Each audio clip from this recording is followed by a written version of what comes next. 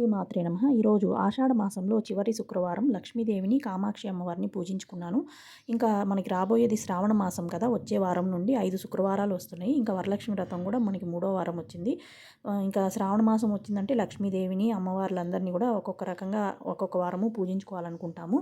ఇలా ఒక వారం మీరు అలంకరణ చేసుకోవచ్చు. వరలక్ష్మి వ్రతం అప్పుడు కూడా చేసుకోవచ్చని ఈ వీడియోని చూపిస్తున్నాను. ఒక గాజు బౌల్‌ని తీసుకోండి. మీరు వెండి గాని, ఇత్తడి, రాగి ఏదైనా ఒక బౌల్ తీసుకోవచ్చు. చక్కగా డబల్ టేప్ అంటించేసుకొని ఇలా రూ. 1 కాయిన్స్ మీకు నచ్చిన విధంగా స్టిక్ చేసుకొని అందులో బియ్యం కానీ నీళ్లు కానీ పోసి అమ్మవారిని ప్రతిష్ఠించుకొని అమ్మవారికి షోడశోపచార పూజ చేసుకొని ధూప దీప నైవేద్యాలు అమ్మవారికి సమర్పించుకోవచ్చు. నేను కూడా చక్కగా అమ్మవారికి అభిషేకం అది చేసుకొని గంధం కుంకుమ బొట్లు పెట్టుకొని బియ్యం పోసి అందులో అమ్మవారిని ప్రతిష్ఠించుకొని షోడశోపచార పూజ చేసుకొని ధూప దీప నైవేద్యాలు సమర్పించుకున్నాను అనమాట.